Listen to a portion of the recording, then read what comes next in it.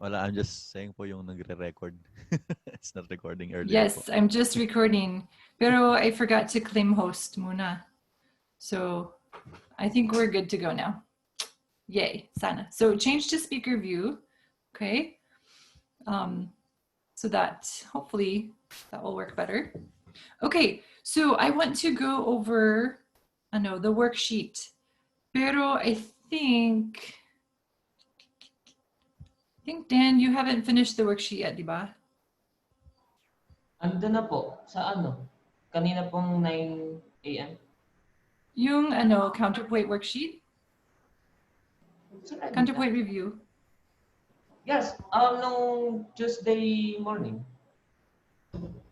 Talaga? Yeah. Submitted in before the class.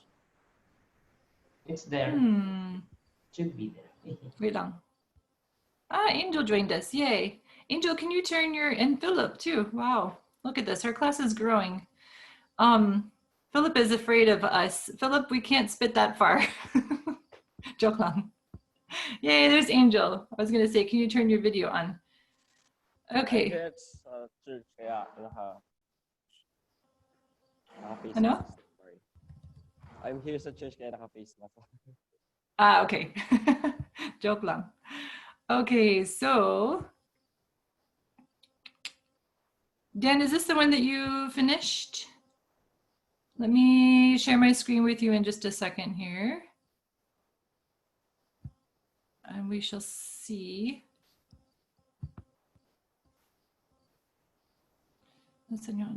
Okay, Yan. Yan, is this the one that you finished now?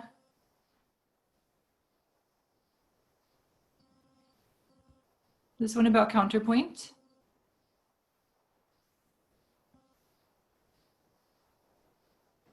Oh, mali ako nang ginawa.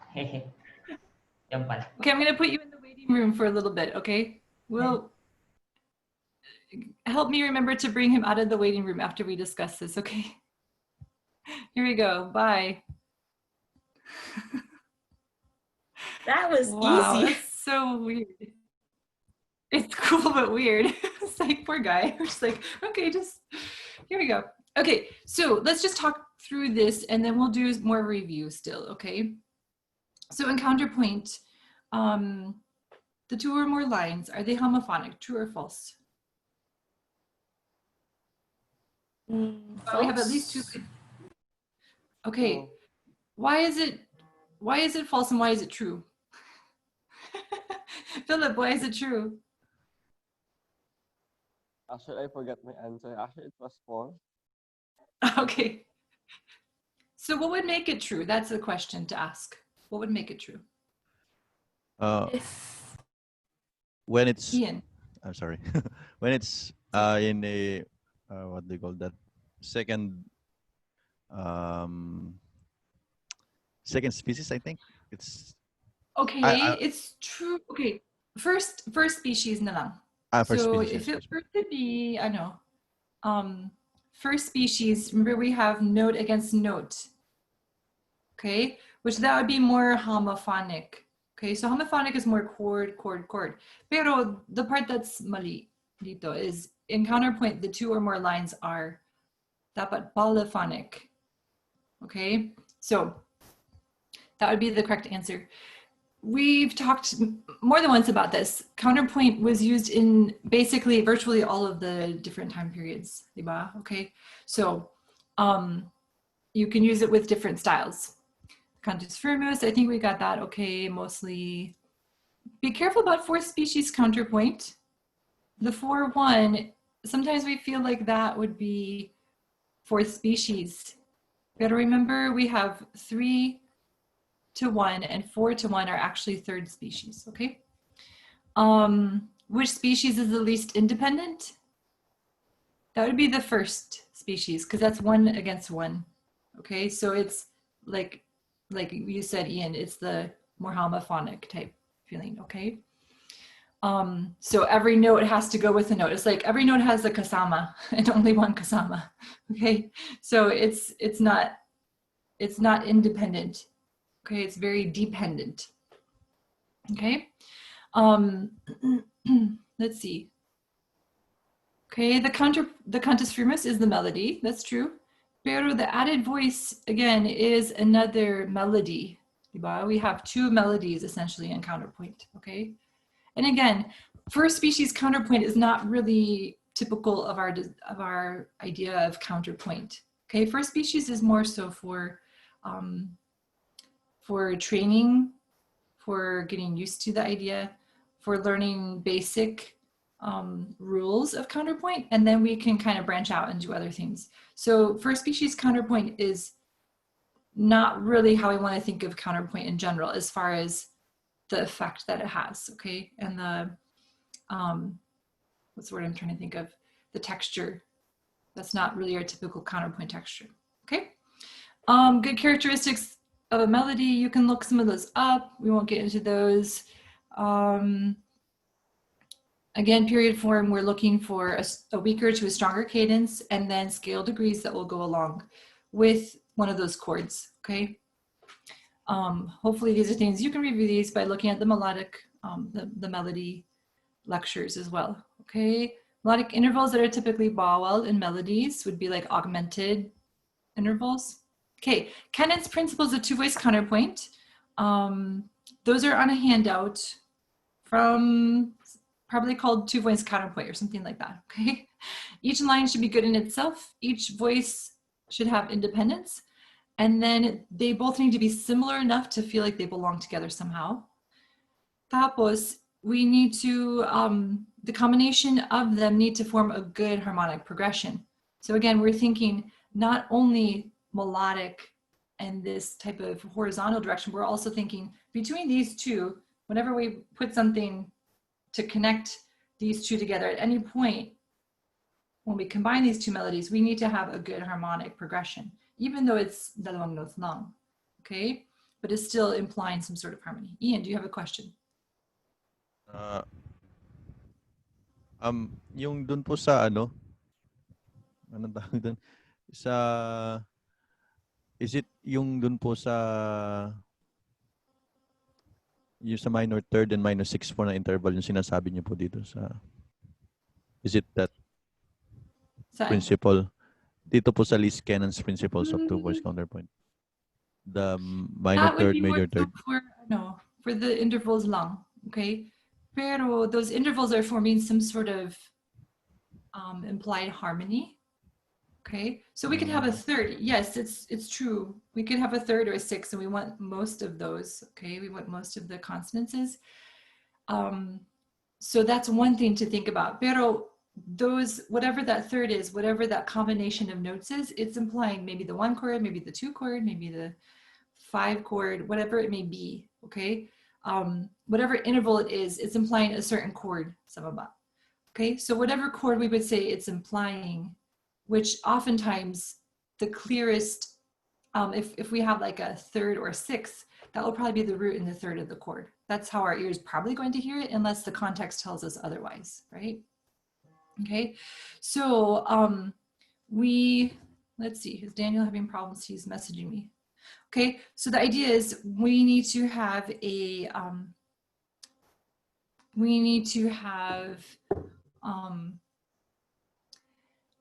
good harmonic progression with, okay, so still like a 4 going to a 5 going to a 1. Okay, hopefully this will be clearer as we continue to with other things in review as well. Okay, hopefully you got the intervals correct. Non-chord tone can make it an essential interval. Okay, remember, essential interval is an interval that actually is implying a chord. Okay, so think essential interval is an interval that's implying a chord. Non-essential or unessential is one that's a non-chord tone. Okay, we hear a lot about what's essential and non-essential these days. Okay, right? So essential interval is one that you have to have. It's like going to the Palenque or the grocery store or something to get your food, right? Okay, that's our essential interval.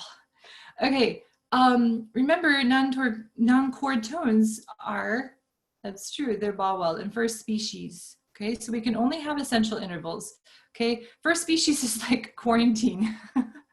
Okay, only essential. That's yun lang. Okay. Once we get to second species, it's kind of like going to maybe, what is it, GCQ or MCQ, or I don't know. I don't know all the different the different abbreviations. Okay. How should counterpoint start and end? You want to think, okay, perfect unison, perfect octave. Okay, those are our two options essentially. Pero for the beginning, we have another option. If the cantus firmus is sa baba, then we can actually have a perfect fifth. We can add the counterpoint at a perfect fifth. Sa taas, okay? Because that would be like, that would be do and sol. Okay? Pero if we have the cantus firmus sa taas and the added voice of sa baba, the problem is if we added a fifth, then it's like do and fa at the same time. And that's not so nice, okay? So now this one was kind of tricky. Describe hidden fifths and octaves. Okay, so remember, we're not coming from a fifth or an octave in this case. But we're going to a fifth or to an octave in similar motion. Okay, both voices are going in similar motion. So either both voices are going up or both voices are going down to a fifth or an octave. The problem comes in when we actually have the upper voice going by leap, okay? The lower voice can kind of do whatever. Pero the upper voice, if the upper voice is leaping to it, that's when it really sticks out. It sounds almost like parallel fifths or a parallel octave, okay? So if the upper voice is moving by step and they're both going in similar motion to a fifth or an octave, then that's not so much of a problem. We want to kind of be careful about that, but we're going to see that sometimes at a cadence point maybe, and that's okay in some cases. So the main thing is we want the upper voice to be moving by step, okay? Okay, Ian. Sorry po, me again. Is it not the hidden fifths or those fifths that are it's like you have a fifth here in a fifth here in the first Okay, that's a different and then you end in a fifth again in the strong beat. yeah, that's different. That would be more considered maybe like parallel fifths, but it is kind of a hidden parallel fifth in a sense, but we don't really describe hidden fifths in that way. So that's what you're describing is where you actually have a fifth and you're going to another fifth. Maybe not like directly, like if we're in second species counterpoint, pero we are still actually seeing a visible fifth going to a visible fifth in close proximity. So if we're talking about a hidden fifth though, this is different. Kasi actually a hidden fifth is more so you don't come from a fifth. Okay, so you only see one fifth or one octave, pero the problem is that you're kind of jumping to it in the same motion in both voices. So it's more of it jumps out to our ear. I see. So it's more of listening something not in visual, not in a visual problem po. I see. Mm-hmm. Yes. Okay, po. Okay, so it's actually Thank you po. extra hidden. Good question. Okay, I think you got the rest of these. I hope that you got this one right. This one was very important. So I just want to make sure that you studied hard for that one and found the correct answer on your handout. Sana. Okay. So Rachel, Yes. so when hidden fifths and eighths again, so basically it's just don't use similar motion to go to an interval of a fifth or an eighth? Mm-hmm. But the other thing is don't use similar motion, but the similar motion can be okay if Dan's getting impatient maybe. Okay, he keeps distracting me. I need to put my phone away so I don't see him sending me messages.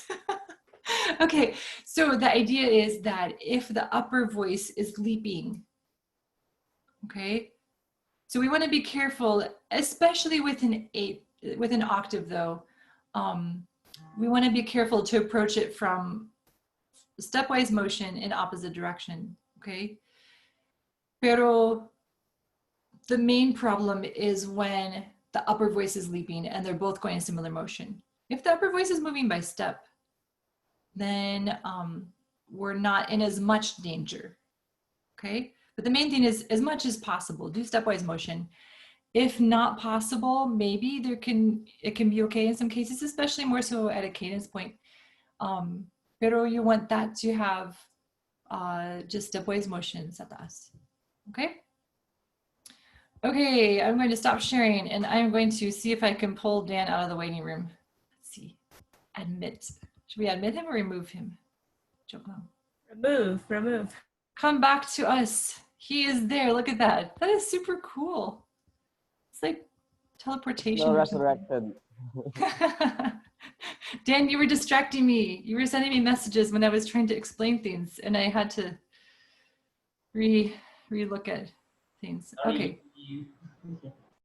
No, you're okay. Thank you for your patience. Okay. So let's look at the PowerPoint. I can pull this up here. I don't think I have anything that you need to pull up on your end. I assume that none of you have received your packets yet. Have any of you received your packets yet? I don't think it's even been shipped yet. Okay, maybe not. Okay, so Lord willing, fairly soon you'll receive them. And in the meantime, we'll try to do our best to make sure that we have, that we give you the materials that you need. Okay, so let's do more review. If my computer will cooperate, here we go. Okay, so first species, note against note. Again, in first species counterpoint, this is not really our typical idea of counterpoint. Kasi medyo dependent siya, diba? Okay. Second species, we have two notes against one note. This one kind of, the voices flip-flop. Okay, so at first we have two notes sa taas per every one note sa baba. Then we have, it's like baliktad, okay? But this is an example of, it's still second species idea. Okay, third species. This is the thing we need to really remember. Like I said, kanina, we have three notes against one note and four notes against one note that are both in third species. Okay, this one, which one is this, Philip? Is this 3 against 1 or 4 against 1? It's 4 against 1. Okay, so we don't actually see an entire quarter note, so bass clef, for every 4/16 notes at that. But we do see that there is the amount of time of a quarter note, okay, for every 4/16 notes, okay? So for species, we have these two S words that tend to describe four species. There's other words we could use, but when you think of four species, you need to think of these two S words, syncopation and suspensions, okay? They kind of oftentimes go hand in hand. Sometimes we might see repeated notes as part of the suspensions, okay?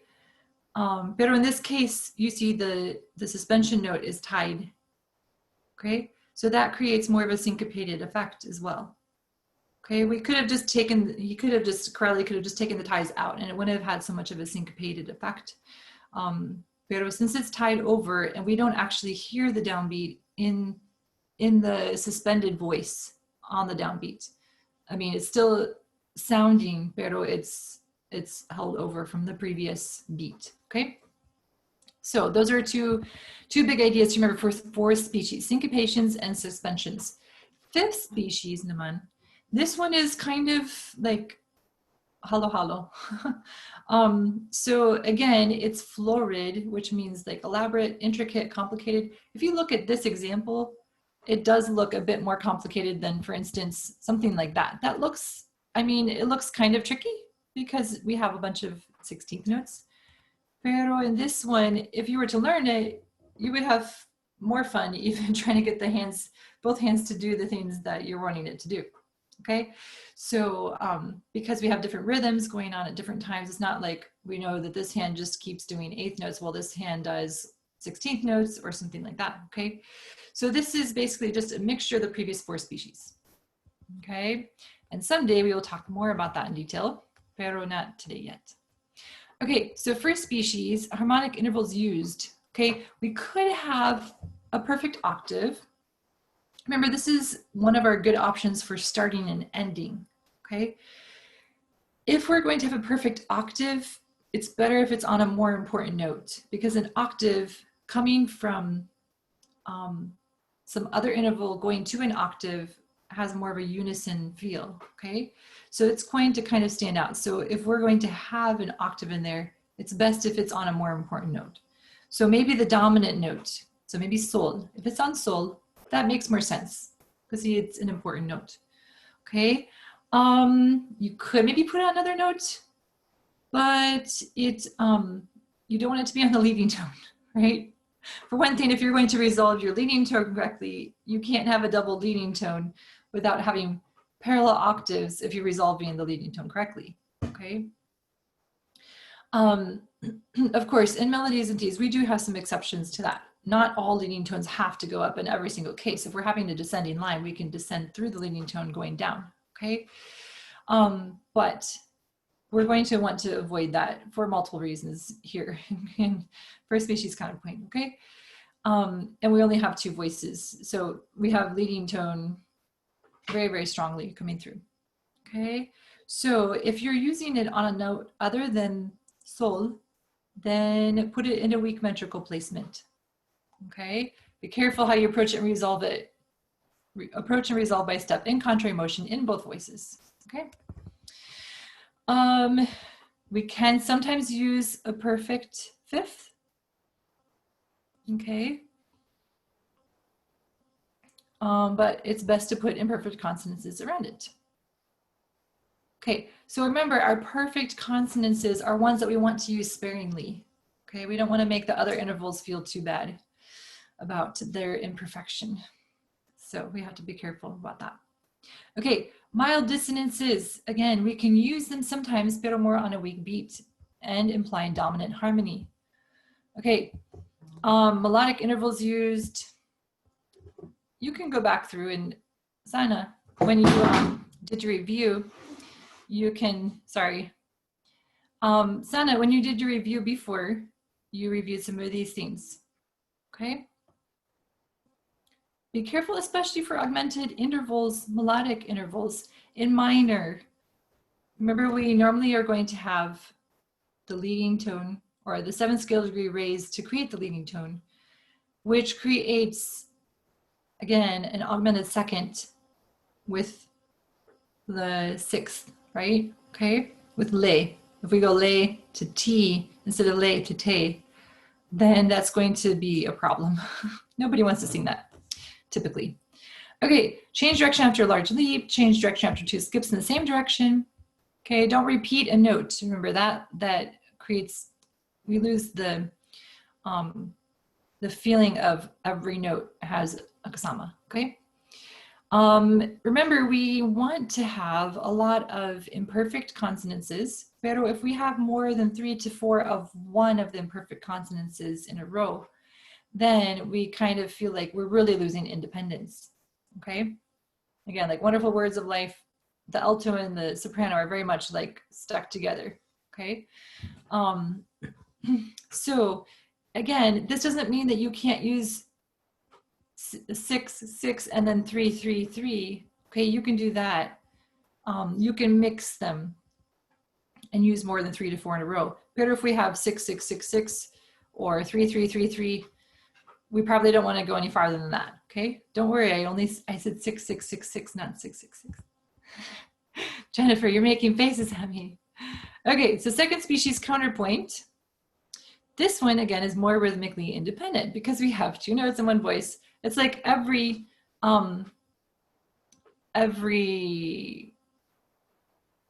person has 2 kasamas. So maybe you can, I don't know, I think my illustration is not going to work very well. So I'll just stop there. Anyway, each note has 2 notes for it, 2 against 1, right? Okay, we can use unessential intervals. So now we can use non-chord tones. Unessential intervals are non-chord tones, okay? And then this is another example. It's the same example I showed Kanina, so we won't belabor that too much. Okay, here are the legal non-chord tones to use in second species. Okay. So passing tones, then neighbor tones, poggiatura. Okay, passing tones again, it's just filling in a skip, filling in a third, right? Okay, so stepwise motion, approach by step, resolve by step. Neighboring tones, it's just stepwise motion again. So it's like you go to your neighbor's house and you come back to your house, okay? A poggiatura. Poggiatura and escape tone sometimes get confusing. So remember, poggiatura, it leaps, and then what does it do after it leaps?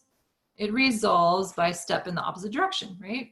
Okay, then escape tones. This one is, you're trying to escape out of your house, out the window. So you have to step up and then you leap, right? Okay, step up, leap down, okay? So hopefully you remember these. We're not really getting any farther today than what we got last sem. Not to discourage you or anything. But the end of last sem was a little bit crazy and we need review for everyone's sake, I think. So, okay. We can't use suspensions yet, okay? We're not going to use anticipations yet either. Okay, so we'll have to say this for another day. And notice all of these are resolving by stepwise motion. Okay, the escape tone doesn't resolve by stepwise motion, but one really important thing to think about is that with the non-chord tones, we're never going to have it approached by leap and resolved by leap. Okay, I think a lot of people get into trouble with non-chord tones because they somehow feel like they can be approached maybe by step or approached by leap and resolved by leap somehow. Okay, but we don't want that to happen. That will get us in trouble. Okay, so just remember that you have to have it stepwise motion on one of the 2 sides, and most of them actually have stepwise motion on in both the approach and the resolution, okay? So if you notice too much leaping going on to a chord tone or away from a chord tone, make sure that it's actually a legal chord tone, non-chord tone, sorry, okay? So the exceptions about it being approached and resolved by stepwise motion are, or about it being resolved, sorry, by stepwise motion is the escape tone in anticipation, but we won't use anticipations yet. Okay, interval usage for second species.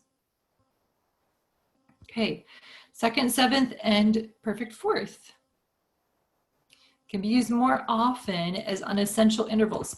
So some of these intervals that aren't quite so friendly, if they're used as non-chord tones, they can work a lot better, okay?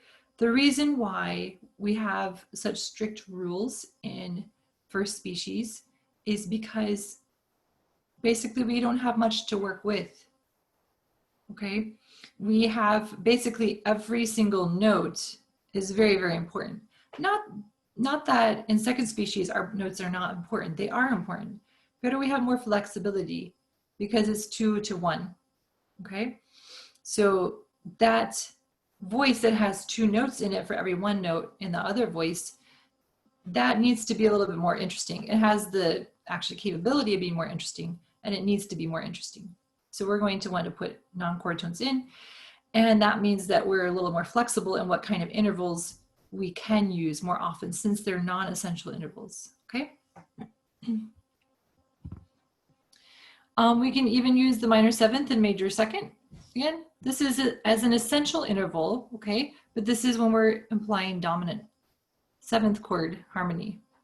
So these intervals that are in which interval group are these? Do you remember? Non-essential? Are they non-essential? It says they can be used sometimes as essential intervals. Okay, think about the 4 boxes of interval groups. Mild dissonance. Okay, so mild Ay. dissonance. Tama. Okay, so these can be used again as essential intervals, pero in the context of dominant 7th chord. Okay.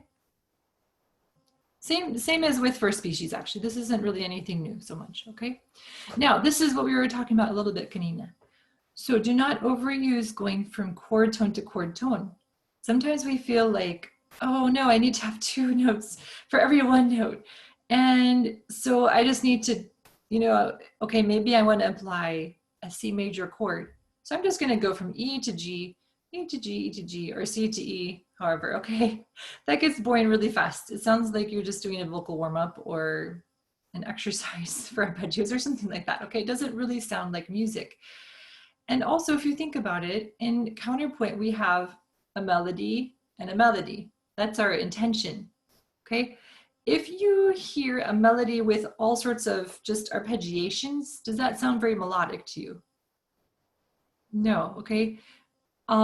What makes a melody sound more like a melody is partly the stepwise motion and the direction. If we just have a bunch of skips and leaps and all of these crazy things, just going from chord tone to chord tone, it doesn't sound very melodic to us, okay?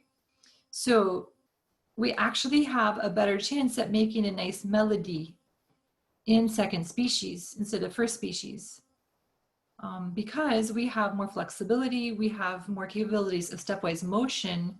In some cases, because we can use non-chord tones. So use non-chord tones to create stepwise motion and more of a sense of melodic direction and a nice melody, okay? Okay, interval usage, fourths. So a perfect fourth can be used as an essential interval. Now, question for you. How about first species? Are we allowed to use a perfect fourth as an essential interval in first species? No, I don't think so. No. Okay, perfect fourths are bawal. Remember, actually all intervals are essential intervals in first species. Okay, so and perfect fourth falls under which interval group? Dan, how about you answer this one? Is Dan with us?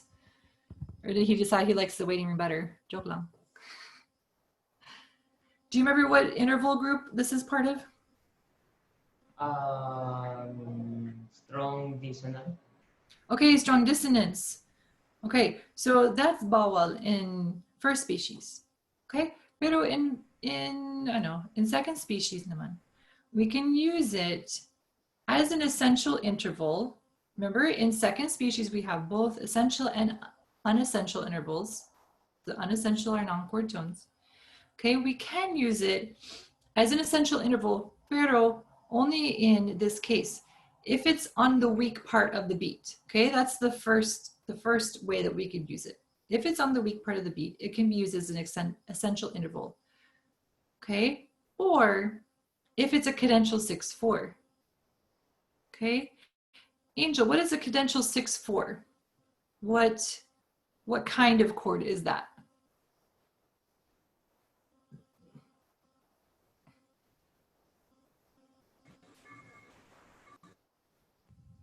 You can call a friend if you need to. Whoops. There you are. Do you want to call a friend for help? Whoops, I think you're muted. 1/6/4. Yes, okay, so 1/6/4. So this is not just any 6/4, this is cadential 6/4, which is 1/6/4. What kind of function does it have? Does it have tonic function? Yeah. Dominant. Yes, good. Okay, so dominant function. So we should see this at a cadence point. So 1/6/4. Sometimes people say 5/6/4 to 5/3. Okay, because they're trying to show this is actually dominant function. So in the case of dominant function in a cadential 6/4, we could use a perfect fourth on actually the main part of the beat, on the strong part of the beat, okay? Otherwise, the only way we can use it as an essential interval is weak part of the beat, okay? Or it can be used as a non-chord tone. As a non-chord tone, it's a little bit more flexible, okay? So how about this example here? Is this one okay? It's a 6/4. It's an essential interval. It's a 6/4. It's a strong part of the beat. Is that okay? No, because it's only on the weak part of the beat that it's allowed. Well, it's actually allowed on the strong part of the beat if it's a cadential 6/4. So it's used as an essential interval only on the weak part of the beat, unless it's a cadential 6/4. So that means we're allowed to put it as an essential interval on the strong part of the beat if it's a cadential 6/4. That's the only exception. So the question is this a cadential 6/4? No. No, it's actually a 5/6/4. Okay, so it's actually a G chord. It's the 5 chord. Okay, so this again, these are all 6/4s, but they're not cadential 6/4s. So these are bawal. Yay. Okay, how about these here? There's a lot of fourths there. The first measure has fourths. Okay. Looks like these are essential intervals. Pero are they on the weak part of the beat or the strong part of the beat?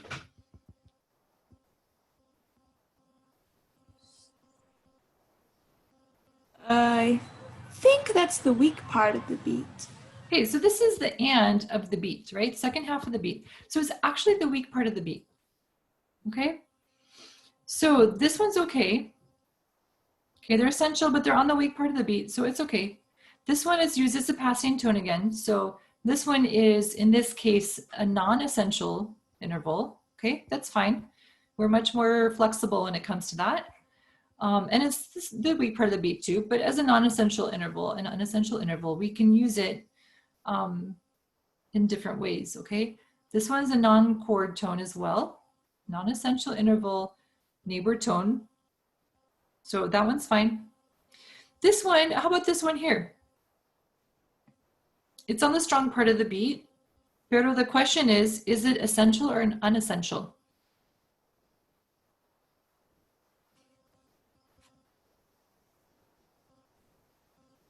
They labeled it for us. It's actually an appoggiatura. So we're good to go, okay? This one we have an escape tone. Step up, leap down. So again, these are happy ones. These are fine, you can use them. Okay, now fifths. So this is what you were talking about, Kanina, Ian. This is more specifically, because these are fifths actually, okay? Okay, we sometimes feel like, okay, we maybe threw a non-chord tone in and we're good to go. Okay, now again, this is for counterpoint, second species counterpoint. So there might be some other cases where actually maybe throwing in a non-chord tone could work. Pero in this case, we're going to be stricter. Okay, so we want to make sure that we realize that just throwing in a non-chord tone in between 2/5 won't actually really keep us from having the problem with it, okay? Let me just see if I can play it for you, you can hear. That's lovely, isn't it? Especially up there on the piano. Okay, do you hear that? Ma'am Rachel, Yes. I just remembered something yung sa, I think it's second year first sem na chorus. We have a part, yung bass part po doon, we have the same thing like that. There's a parallel fifth in between the tenor and the bass, but the tenor has this non-chord tone. And it So seems what I like was saying, so it's in the piece that we sang yung second year first sem. you should tell Dr. B and Miss Janine that they should not sing that song anymore. It will not bless anyone and it should be bawal. Joke. Okay, so that's a good question. Pero what I was saying, Kanina, is that actually probably that wasn't a strict Baroque style contrapuntal 2-part piece, okay? So in the case of something that's more what we would sing in church nowadays, okay, maybe 4 parts, maybe not, pero we're not actually needing to be so strict as we are in counterpoint, okay? Again, there are exceptions to the rule, and especially we're talking about really strict counterpoint rules like this. We're trying to teach them as the rule, and this is specifically for counterpoint, okay? This is 2 voices, so we have to be pickier with 2 voices, especially 2, because these are going to jump out a lot more when you have 2 voices long than if you have 4 voices, okay? We're not going to hear it nearly as much in that case either, okay? So good question. So just remember that in general, in this context, for this class, for counterpoint 2 voices, we have to be careful for it.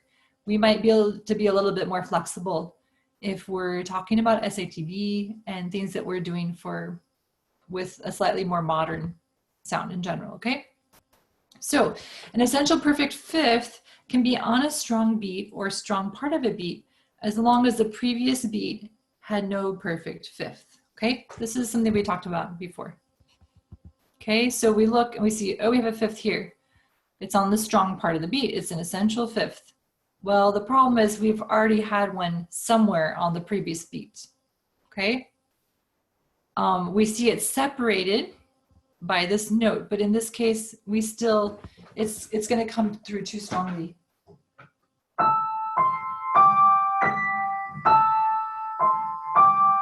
Okay, the little C, sa taas, doesn't really help us all that much to hide the sound of the fifths, okay? And again, this is 2 voices long. Okay, now we have, again, an essential perfect fifth on the strong part of the beat, and the previous beat had it.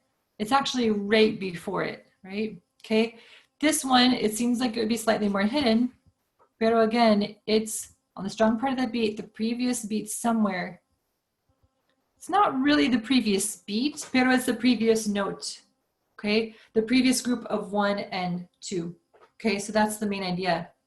If the previous group of 2 against 1 had a fifth in it somewhere, then we can't have an essential perfect fifth on the following strong part of the beat, okay? Same with perfect octaves, okay? I'm gonna try to fly through, let's see. Okay, just avoid a diminished fifth to perfect fifth if the perfect fifth is on the strong beat or the part of the beat, okay? You might think, well, it's not 2 perfect fifths. Pero if we're going diminished fifth, normally you want to think perfect fifth, diminished fifth, resolving into a third. Okay, this is like baliktad. We have diminished fifth, 2 perfect fifth. It sounds kind of weird if the perfect fifth is on the strong part of the beat or strong beat. Okay, yun lang. So I need to show you some things just to make sure you know what's happening for homework stuff. Okay, let's see. Angel, I'm going to put you in the waiting room, okay? And we might need to, actually, I might just have you disconnect right now because I think we're basically done. I'm just going to show them a few things real quick, okay? So we will see you at a later date, very soon.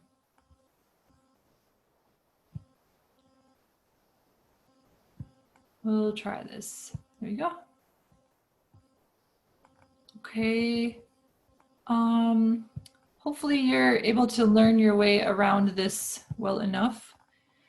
I'm still learning my way around a bit. Okay, there should be some new ones that were just posted. Don't get too scared. I tried to be somewhat nice to you, okay? So if you look at the stream here, you're going to see, once I share my screen with you, let's try this again. Okay, you probably want to see my screen, don't you, if I'm trying to show you stuff that you're supposed to see. Okay, here we go. So there's some new things in the stream. You've maybe already seen this. I want you to do some Grecian reading, okay? And I have that on there. There's going to be 2 segments of reading for you to do. Okay, so if you look at this one, this kind of gives you an overview of what you need to do for your homework. This will be due on Tuesday, okay? Preferably finish it by class time if at all possible, for my sake and your sake, okay? So you're going to open this up and you're going to do this one, sa taas, okay? I don't know how you want to do this. I don't know if you have a way to mark it up on your, like a PDF, something that you can mark it up with to show the errors. Let me know if you have trouble finding a way to do this. If you have a printer, you could print it out, like print it out and then just mark it up and then send me a picture via email would be the best way to do it, I think, okay? So let me know if you have trouble figuring out a way to actually make that work. You should have a hard copy of this, pero I think it's still somewhere in between, I don't know, somewhere in the Philippines. And then you will also do this one. You will write this one in second species counterpoint, okay? You'll add the harmonic intervals, okay? Remember that if you have a 5 chord that you want to have normal dominant function, you're going to want to raise the leading tone. Okay, so you're just doing this one here. You're not doing this one and this one. So you're looking for errors in the first one. This you could do in MuseScore, or if you have a way to print this out, you could write it in there, or you could just take staff paper and write it all out. Just make sure you put everything in that you need to, okay? Then here's the Grecian reading that you need to do. So read Grecian page 13 to 17, and then, and some of that might be review, okay? And then do this one, second species. Tapos, do the next Grecian reading for the next counterpoint lecture, which is chapter 3. And then I have a reading guide, okay? Let me see if I can find this for you quickly. Here's the reading guide. Also, you'll just need to say that you did the reading or you didn't do the reading, okay? So that's not really a separate assignment, it's just showing you, okay? So this one, you should be able to open this up. Oops, that's not the one I wanted. Sorry. Okay, there's a reading guide somewhere that you will find sometime, I think. Okay, I might have to make sure.